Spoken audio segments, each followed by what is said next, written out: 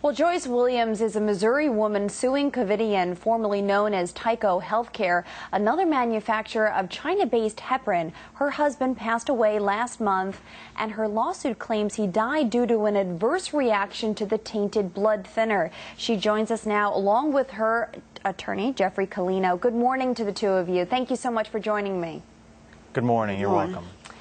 Jeffrey, let me get started with you. You filed a lawsuit on behalf of Joyce and her late husband, Freddie James Williams Sr.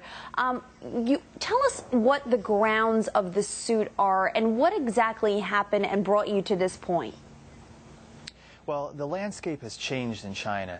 Manufacturers need to make sure that they have quality assurance and quality control in place. They didn't have it here.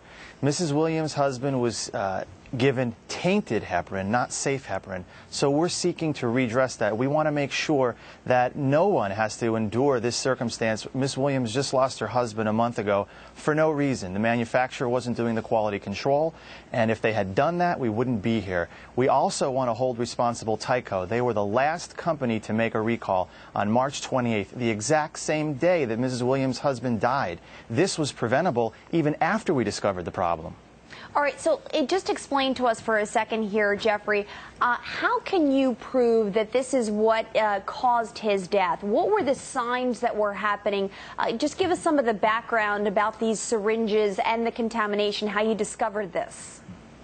First of all, let's make it clear. We still have syringes in our possession that have the exact recalled lot. Unfortunately, it was a day late and $1 short, so to speak, because they issued their recall on the same day Mr. Williams died.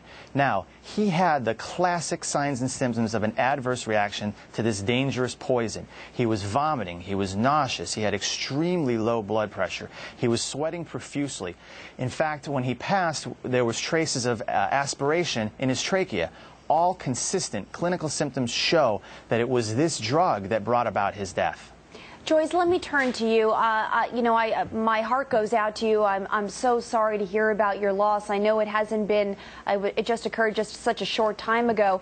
But if you can, for a moment, just take us back. Your husband was using the medication. Talk to us why he was using it and when you both started to see the signs that something very wrong was happening.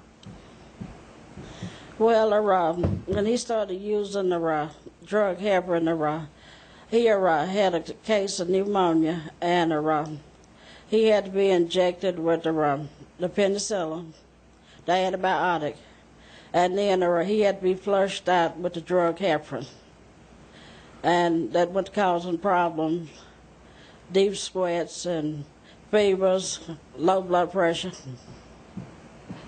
So you started to notice these signs. How much in advance of course, this horrible day when he dies, were you noticing these signs for months? Were you concerned that this was from the drug, or did you think that it was because he was very sick? Well, I didn't. Well, they told me they were switching around, with these drugs, since one drug to another, because he had pneumonia. All right. And I would notice his reaction, was different from pneumonia and stuff. You know what, Jeffrey, let me turn to you, because this situation here with Joyce and her husband, I'm sure this is a fairly common situation where, you know what, somebody's very sick, they need the blood thinner. In this case, he had pneumonia, they were concerned, and you don't recognize those signs. This has happened, as I understand it now. There's as many as 81 deaths, more concerns about this. At what point did you approach Joyce, or did Joyce approach you to say, you know what, we need to do something about this because these syringes are sitting out there in people's homes across this country? Well, that's what's so disturbing about it. The family wasn't sure. They were concerned that perhaps their husband had, in fact, been exposed to dangerous heparin. Our firm investigated, got to the bottom of it, and we were shocked to learn that a month later, they still have the syringes in their living room. No one has taken any proactive measures just to make sure they're not in circulation. Who could have that on their nightstand tonight using it? Right. And that's the danger. All right, Jeffrey, I do want to point out that we did contact Covidien.